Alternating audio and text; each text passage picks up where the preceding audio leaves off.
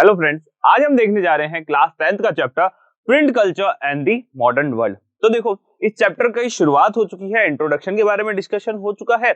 उसके अंदर हमने अभी तक क्या देखा है, तो देखो और कुछ ज्यादा कहानी नहीं है, बात यहाँ पे चल रही है सिर्फ प्रिंट की। आखिर प्रिंट की हिस्ट्री क्या रही है वो हम इस पूरे चैप्टर के अंदर देखने वाले हैं।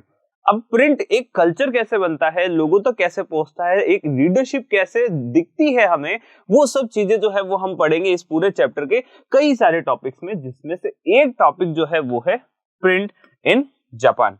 प्रिंट इन जापान हमें बताएगा कि किस तरीके से प्रिंट की शुरुआत जो है जापान में हुई। मतलब हमने क्या देखा था कि जो प्रिंट है, प्रिंट कहाँ देखने को मिलता है, फर्स्ट प्रिंटेड बुक कहाँ देखने को मिली थी, तो वो हमें चाइना के अंदर देखने को मिली थी। फिर उसके बाद हम देखते हैं कि धीरे धीरे ये टेक्नोलॉजी जो है स्प्रेड होती है और ये टेक्नोलॉजी जो कि प्रिंट की टेक्नोलॉजी थी वो जापान तक पहुंचती है। जिन्हें नहीं पता कि प्रिंट क्या क्या होते हैं, तो इतना सिंपल समझ लो कि बुक जो हो गई, मैगजीन्स जो हो गई, हम ये कह सकते हैं कि पेंटिंग्स जो हो गई, ये जितने भी विजुअल मीडियम से जो हमें दिखते हैं वो सारे के सारे प्रिंट के अंदर आते हैं। क्लियर हो गया होगा। अब हम बात करने जा रहे हैं इस स्पेसिफिक टॉपिक के अंदर प्रिंट इन जापान।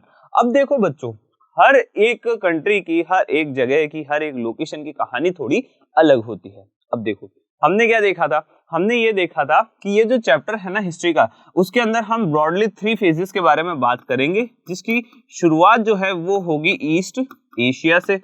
फिर उसके बाद हम ये देखेंगे ईस्ट एशिया से शुरुआत तो हो चुकी होगी, फिर ये चलेगी यूरोप तक कहानी। ठीक है, अब जब ईस्ट एशिया और यूरोप की बात हो जाएगी, उसके बाद आ जाएगी इंडिया का नंबर। तो हम ये देख रहे हैं कि ये जो ईस्ट एशिया वाला पार्ट था ना, उसका एक जो पार्ट था वो हमने कवर किया है किस वीडियो में, जैसे इससे पहले वाले वीडियो के अंदर, द फर्स्ट प्रिंटेड बुक के अंदर। अब हम ये कवर करने जा रहे हैं इस ईस्ट एशिया का सेकंड टॉपिक, जिसका नाम है प्रिंट इन जापान। इसके बाद हम एशिया के जो एक पर्सपेक्टिव है उसको क्लियर कर चुके होंगे कि यहाँ पे किस तरीके से प्रिंट कल्चर आया होगा, प्रिंट की शुरुआत हुई होगी। ये सारी जो चीजें हैं वो हम एशियन साइड से कंप्लीट कर चुके होंगे। तो चलो शुरुआत करते हैं प्रिंट इन जापान की। तो देखो, जापान क्या है, जापान कहाँ है, पहले तो मैं आप लोगों को वो बता देता हूँ। तो देखो, हम ये देखते हैं कि ये देखो, लेट सपोज आप कंसीडर कर सकते हो ये एक है वर्ल्ड मैप। ठीक है ना। देखो क्या होता है ना, कुछ चीजें आपको बचपन से पढ़ाई जाती है, सिखाई जाती है, तो जरूरी नहीं है कि हर चीज की मैं आपको पिक्चर लाके बताऊं। आप समझ जाइए कि हाँ ये एक क्या है, ये एक वर्ल्ड मैप है। वर्ल्ड मैप के अंदर मैंने क्या देखा था, मैंने ये देखा था कि यहाँ पे तो ये अमेरिकन कॉन्टिनेंट वगैरह हो गए, ठीक है, ये रहा पूरा एशिया, यहाँ पे ये यहाँ से यहाँ तक है यूरोप, अब हम यहाँ पे है अफ्रीका, ये सारी जगह हम देख चुके हैं। अब यहाँ पे लेट सपोज यहाँ पे जो है, यहाँ पे एशिया के नीचे एक एशियन कंट्री ही हम उसे कह सकते हैं, वो क्या है, एक जापान है। जापान नाम का एक जगह, एक कंट्री हमें देखने को मिलता है। जापान का भी टाइम मिले तो जापान की हिस्ट्री के बारे में भी जरूर पढ़ना बच्चों, क्योंकि बहुत अच्छी हिस्ट्री है, एकदम पढ़ने में इंटरेस्ट आएगा कि हाँ कुछ तो लोग थे वहां के। ठीक है ना, कई सारे मैसेकर्स वगैरह किए हैं इन लोगों ने। तो चलो अभी ऑफ टॉपिक नहीं जाते, अब अपन ऑन टॉपिक चलते हैं। तो देखो, अब बात की जा रही है कि किस तरीके से जापान में प्रिंट आते हैं। क्या प्रिंट की शुरुआत जापान में हुई थी? बिल्कुल भी नहीं। प्रिंट की शुरुआत जो है वो हमने देखी थी चाइना के अंदर।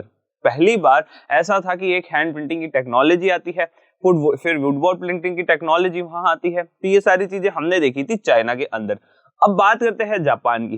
तो जापान की कहानी जो है ना, चाइना के बाद शुरू होती है। जापान की कहानी चाइना के बाद शुरू होती है, मतलब चाइना के अंदर लगभग 568 एडी के अंदर ही बुक मिल चुकी थी।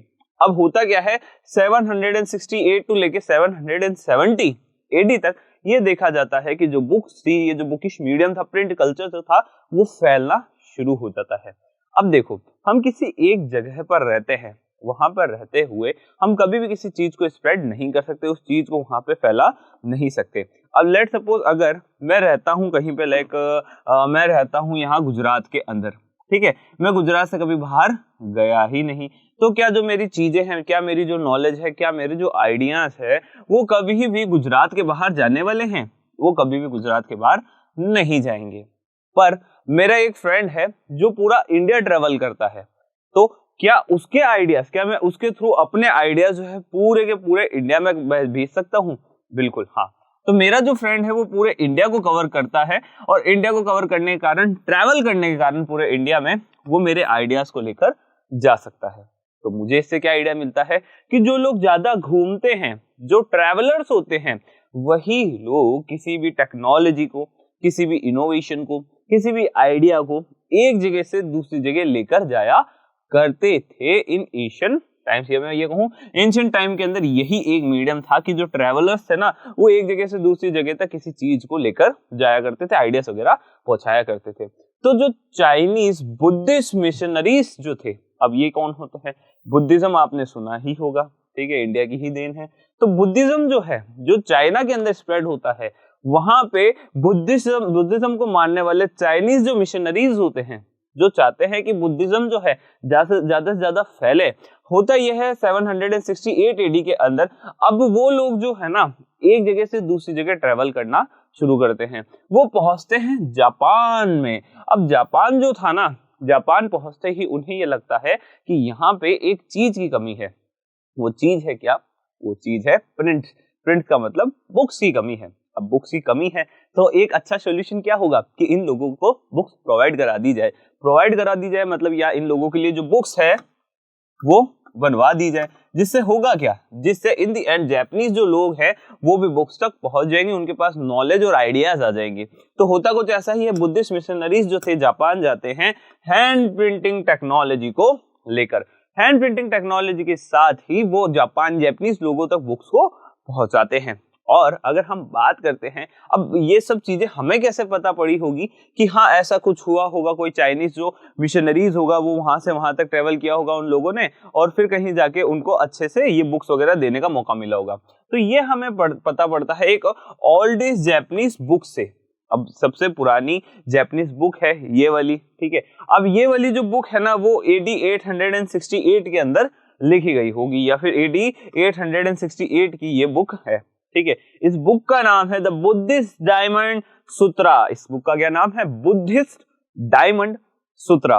तो बाकी सब छोड़ दो, ये जो सूत्र है ये सब छोड़ दो, ये देख लो क्या है आगे, बुद्धिस्ट है।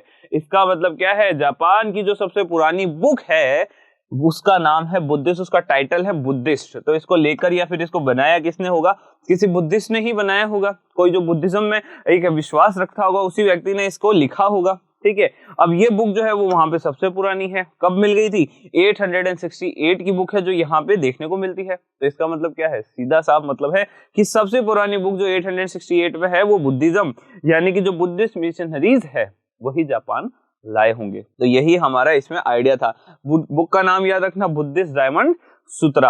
अब बुद्धिस्ट डायमंड सूत्रा के बाद मैं आगे बढ़ता हूं और बताता हूं कुछ इस बुक के बारे में। ये जो बुक है उसमें 6 शीट्स हमें देखने को मिलती है टेक्स्ट की। अब 6 शीट्स का क्या मतलब होता है? पेजेस देखने को मिलते हैं। जैसे कि हम देखते हैं ना एक बुक के अंदर पेजेस होते हैं, तो ये बस ये पेजेस ये वाले, ठीक है, इसकी बात की जा रही है। वुड कट इलस्ट्रेशंस इस बुक के अंदर हमें देखने को मिलते हैं। अब देखो उस टाइम हमें ये देखने को मिलता था ना बच्चों कि जो टेक्नोलॉजी जो थी वो अपने इनिशियल पीरियड में थी। इनिशियल पीरियड के अंदर हम देखते हैं कि अभी जो प्रिंटिंग हो रही थी ना वो किस पे हो रही थी, या जो प्रिंट हमें देखने को मिलते थे वो वुड ब्लॉक्स के ऊपर हमें देखने को मिलते थे, लकड़ियों के ऊपर देखने को मिलते थे। वुड और क्या होता है? यही तो होता है। वुड कट इलस्ट्रेशंस जो है वो हमें देखने को मिलते हैं कुछ ऐसे ऐसे, ठीक है। देख लो, मैंने खुद ने भी बनाया था किसी टाइम में। चलो ठीक है, आगे बढ़ते हैं। अब देखो ये सब चीजें तो हमें समझ में आ गई कि जापानीज ओल्डेस्ट बुक जो है वो है ये डायमंड सूत्रा। अब हम बात करते हैं कि ये जो लाइक बुक थी वो क्या कवर करती थी? ये तो सिर्फ और सिर्फ कवर करती थी टेक्स्ट को। बुक का एक वो देखोगे आप पिक्चर, तो ये देखो ये रहा, एक पिक्चर भी है यहाँ पे हमारे पास, मैं खुद जाकर लेकर आया था, ठीक है। आगे बढ़ते हैं, आगे देखते हैं कि चलो ये स्टोरी तो यहाँ तक खत्म हो जाती है। अब हम बात करते हैं थोड़ा चेंज लाने की। तो देखो अब होता क्या है कि धीरे धीरे जैसे जैसे टेक्नोलॉजी आगे बढ़ती है, या मैं कहूँ लोगों के सोचने का तरीका बदलता है, लोग सोचते हैं कि क्यों ना हम टेक्स्ट की जगह अब इन बुक्स के अंदर पिक्चर्स को भी लेकर आए। तो अब पिक्चर्स जो है वो भी बुक्स के अंदर, प्रिंट्स के अंदर आनी शुरू हो जाती है। अब देखो अगर आपको पिक्चर्स को लेकर आना होगा ना तो उसके लिए कुछ अलग काम करना होगा आपको। उसके लिए कुछ अलग काम, जैसे कि आपको टेक्सटाइल के ऊपर जो होगी पिक्चर्स बनानी होगी, कास्ट के ऊपर आपको क्या करना होगा, पिक्चर्स बनाना होगा। जो पेपर मनी चल रही होगी उस समय की, उसके ऊपर आपको इन पिक्चर्स को बनाना होगा। तो आपको क्या समझ में आया है? हमें यही समझ में आया है कि हाँ पिक्चर्स जो है ना वो भी बुक्स के ऊपर देखने को मिल रही थी, पेपर मनी के ऊपर देखने को मिल रही थी, कार्ड्स के ऊपर देखने को मिल रही थी। और कैसे मिल रही थी? क्योंकि ये सारी पिक्चर्स जो है वो प्रिंट करवाई जाती थी। कभी भी याद रखना, जो प्रिंट की कहानी है ना, वो ना तो टेक्स्ट तक ही लिमिट है उसकी, ना ही उसकी किसके इमेजेस तक या पिक्चर्स तक ही उसकी लिमिट है। दोनों साथ मिलके एक पॉपुलर, एक मैं कहूंगा कि एक अच्छा प्रिंट बनाते हैं। जैसे कि आज के टाइम में आप वेब पेजेस देखते हैं तो उनके अंदर दोनों होता है ना, टेक्स्ट भी होता है और इमेजेस भी होती है। ठीक उसी तरीके से ये प्रिंट काम करता था। थोड़ी कहानी और आगे बढ़ती है धीरे धीरे। अब ये देखा जाता है मिडिवल जापान के अंदर कि पोएट और राइटर्स की जो एक संख्या होती है, जो नंबर होता है, वो बढ़ता जाता है। अब ज्यादा नंबर होगा पोएट और राइटर्स का, ज्यादातर लोग पोएट और राइटर्स होंगे, तो अब क्या करेंगे वो लोग? बुक्स प्रिंट कराएंगे। तो ज्यादा से ज्यादा वो बुक्स को पब्लिश कराने लग गए, जिसके कारण हमें ये देखने को मिला कि बुक्स जो है वो बहुत ही ज्यादा चीप भी हो गई और बहुत ही ज्यादा अबंडेंट भी हो गई। इसका मतलब था कि जो पहले जो बुक्स हुआ करती थी, जो पहले 100 रुपीज की मिला करती थी, वो बुक अब है ना लोगों तक 50 रुपीज तक में पहुंच रही थी। अब जब उसकी प्राइस कम हो जाएगी तो ज्यादातर लोग उसको पढ़ने का भी सोचेंगे। पहले तो वो लोगों के एक है ना कवरेज से ही बाहर थी, कैपेसिटी से ही बाहर थी। अब अगर कैपेसिटी में आई है तो पढ़ने का आनंद तो हर कोई लेगा ना बच्चों। तो बस वही होता है कि बुक्स की जो चीप होने के कारण, उसके एब्यूडेंट होने के कारण अब देखने को मिलता है कि ज्यादातर लोग जो लोग होते हैं वो बुक्स को परचेज करना शुरू कर देते हैं। उसके बाद हम थोड़ा और आगे चलते हैं कि हाँ चलो अब ये तो देख लिया कि हाँ कैसे आया, ठीक है, धीरे धीरे उसमें अपग्रेडेशन आए। अपग्रेडेशन के बाद में हम देखते हैं कि उसके अंदर एक ट्रांसफॉर्मेशन आ रहा होगा। आगे हम बढ़ते हैं, चलते हैं लेट 18th सेंचुरी में। लेट 18th सेंचुरी की कहानी यहाँ शुरू हो जाती है। लेट 18th सेंचुरी के अंदर हम ये देखते हैं कि अब कुछ चेंजेस आने वाले थे। लेट 18th सेंचुरी की अगर मैं बात करता हूँ तो ये वो दौर था, वो समय था जब इंडस्ट्रियलाइजेशन शुरू हो चुका था। अब जापान में हुआ होगा नहीं हुआ होगा वो टेंशन वाली बात नहीं है, पर ब्रिटेन में इंडस्ट्रियलाइजेशन शुरू हो चुका था। अब हम ये देखते हैं कि हर एक कंट्री, हर एक एरिया जो था वो चाहता था कि वो ग्लोबल मार्केट के लिए प्रोडक्शन करे, क्योंकि लोकल मार्केट के अंदर इतना प्रॉफिट नहीं हो पाता था। और ग्लोबल मार्केट के लिए प्रोडक्शन करने में, या फिर मैं कहूँ ग्लोबल ट्रेड करने के लिए बहुत ही ज्यादा पैसा उन्हें मिल जाता था। तो ऐसे में हम ये देखते हैं कि ग्लोबल ट्रेड जो था वो बढ़ने लग जाता है। बढ़ने के कारण जो है नए नए अर्बन सेंटर्स जो है वो फ्लरिश होने लग जाते हैं। नए नए अर्बन सेंटर्स जो है, सिटीज जो है वो बनना शुरू हो जाते हैं। आगे देखते हैं कि लेट 18th सेंचुरी की बात थी। अब जो विजुअल मटेरियल्स है उन्होंने एक बहुत ही क्रिस्पी मूव ले लिया था। मूव ये था कि अब है ना अर्बन सर्कल्स जो थे वो फ्लरिश हो रहे थे। अर्बन सर्कल्स जो थे, मतलब मैं ये कहूँ कि जापान के अंदर कुछ ऐसे एरियाज जो as compare to rural areas के थोड़े अलग थे, थोड़े मॉडर्न थे। उनके पास जो वहाँ के जो लोग थे उनका एजुकेशन लेवल अच्छा था, उन लोगों के पास इनकम लेवल अच्छा था, सोर्स अच्छा था। तो ऐसे में उनका जो लाइफ स्टैंडर्ड्स है ना वो चेंज होने लग गए थे, वो बढ़ने लग गए थे। तो धीरे धीरे लोगों के मनों में आ रहा था कि ज्यादा से ज्यादा हम कंज्यूमर बन जाए, ज्यादा से ज्यादा हम कमाए, ज्यादा से ज्यादा हम उड़ाए। तो एक अर्बन सोसाइटी, एक अर्बन कल्चर जो है वो फ्लरिश होना शुरू हो गया था। अब हम बात कर रहे हैं जापान की, तो जापान के अंदर कहाँ पे ऐसा हुआ होगा, ये भी तो क्वेश्चन है ना। तो देखो जापान के अंदर ये चीज हमें देखने को मिलती है एडो के अंदर। अब पुराने टाइम का एडो आज का बन चुका है टोक्यो। अब जिसको टोक्यो नहीं पता ना, तो बच्चे आपकी जिंदगी थोड़ी मुश्किलों में चल रही है। टोक्यो के बारे में आपको पता करना पड़ेगा, ठीक है। जानो, समझो, सोचो और पूछो खुद से कि हम ऐसे क्यों हैं, कि हमें क्यों नहीं पता ये टोक्यो कहाँ है, ठीक है। क्योंकि अब इससे ज्यादा एक्सप्लेनेशन नहीं है, क्योंकि टोक्यो जो है एक ऐसा एरिया है ना। इन केस मेरा ये मानना है पर्सनली कि आप अपनी एक जो आपके अभी तक जो भी कार्टून्स वगैरह आते हैं करते हैं उसमें भी आपने टोक्यो का नाम तो सुन ही लिया होगा। तो ऐसे में टोक्यो के बारे में ज्यादा बढ़ा चढ़ाकर बोलने की कोई जरूरत नहीं है, ठीक है। अब आगे देखते हैं।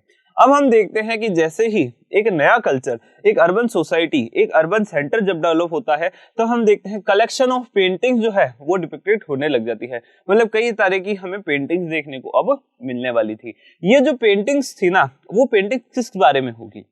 देखो मैं बोलता हूं कि एक जो पेंटिंग है ना, लेट सपोज 1100 BC की है, तो 1100 की BC की जो पेंटिंग होगी ना, वो 1100 BC के अंदर क्या चल रहा था वो बताएगी। क्या है वो हमें बताएगी 1100 BC के अंदर क्या चल रहा होगा। अब ऐसे में हम ये देखेंगे कि 1100 BC के अंदर हम देखते हैं कि हाँ कुछ बुक्स वगैरह जो थी वो वहां हमें देखने को मिलती होगी। तो अब वो वहां का क्या बताएगी, वो वहां की सोसाइटी को बताएगी, वो वहां के कल्चर को बताएगी। पर अगर हम बात करते हैं एक बुक जो कि एक पेंटिंग जो कि आज है लेट्स सपोज 2022 की, वो हमें आज की सोसाइटी के बारे में बताएगी। तो पुरानी अगर कोई पेंटिंग होगी तो वो पुरानी सोसाइटी के बारे में बताएगी, और अगर आज की कोई पेंटिंग होगी तो वो आज की सोसाइटी के बारे में बताएगी। तो हम देखते हैं कि जो जापान के अंदर पेंटिंग्स बन रही थी वो उस समय के अर्बन कल्चर को बताती थी, जिसमें कई सारे आर्टिस्ट, कई सारे कोटेशंस, कई सारे टी हाउसेस, गैदरिंग्स जो है वो हमें उनकी पेंटिंग्स में देखने को मिलती है। ये पेंटिंग जो है वो उस समय की जो सोसाइटीज है उसके बारे में हमें बताती है। अगर हम लाइब्रेरीज और बुक स्टोर्स की बात करें तो हम ये देखते हैं कि कई सारी जो बुक्स है वो अब है ना वुमेन्स के ऊपर लिखी जा रही थी। कई सारे म्यूजिकल इंस्ट्रूमेंट्स हमें देखने को मिलते हैं, कई सारे calculation, tea ceremony, flower arrangements, proper etiquette, cooking and the famous places, इन सभी चीजों के बारे में ये टॉपिक है। ठीक है, इन टॉपिक्स के बारे में हमें बुक्स देखने को मिलती है। एक चीज और भी पता हो, ये एक प्रिंट है जिसको हम कहेंगे उक्यो, प्रिंटेड बाय द किटागावा उटामारू। सॉरी, तो ये देखो किटागावा उटामारू जो है, इसके बारे में हम एक डिस्क्रिप्टिव, एक डिस्प्लेशन हम देखने वाले हैं अगले वीडियो के अंदर। अभी देख लो, ये है कौन, किटागावा उटामारू का एक प्रिंट है।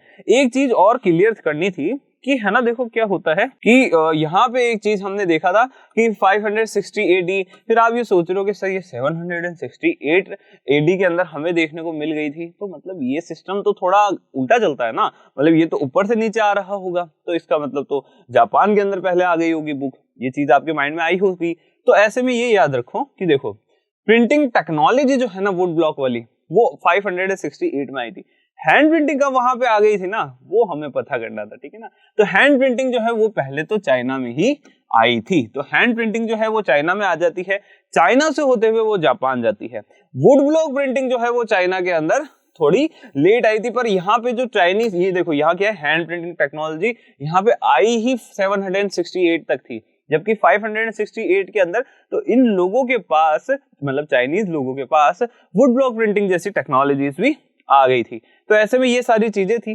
ठीक है, इस वीडियो के बारे में और भी अगर कुछ बचा हो तो देख लेते हैं। एक मॉर्निंग सीन है, उक्यो प्रिंट है, जिसको बनाया है शुमान कुबो, लेट 18th सेंचुरी। शुमॉन ये है, जो भी है शुमान कुबो, इसने बनाया था लेट 18th सेंचुरी के अंदर, जिसमें एक मॉर्निंग सीन बताया गया है कि जैसे कि देखो मॉर्निंग सीन के अंदर क्या हो रहा है, ये देखो कुछ महिलाएं हैं, कुछ वुमेन्स है जो यहाँ पे कुछ ना कुछ घर के काम कर रही है, और भाई साहब यहाँ बैठे बैठे ये जो संत कबीर बैठे हैं ये यहाँ पे टाइम पास कर रहे हैं मजे से। कोई मतलब ही नहीं है कि क्या कोई घर पे काम कराया जाए कि नहीं कराया जाए। तो ठीक है, चलो आज के लिए इतना ही। वीडियो अच्छा लगे तो लाइक करो, वीडियो बहुत अच्छा लगे तो एक कमेंट करो, और अगर ऐसे ही इंटरेस्टिंग वीडियोस चाहिए तो स्कोर चाला के YouTube चैनल को जाके सब्सक्राइब करो। ओके बच्चों, थैंक यू।